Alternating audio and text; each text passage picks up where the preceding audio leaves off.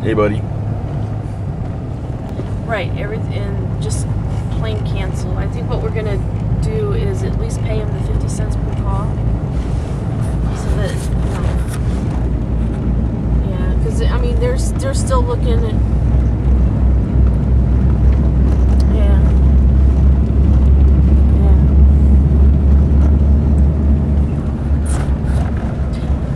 I know, but, I mean,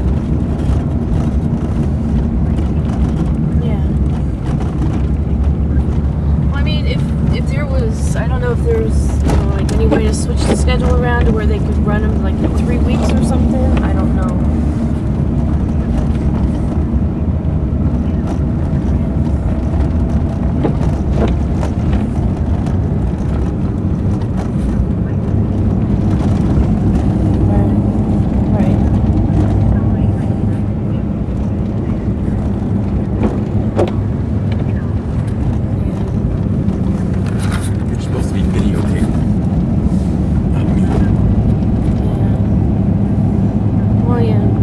The routes we have for Friday and Saturday, we're still looking at those too, so.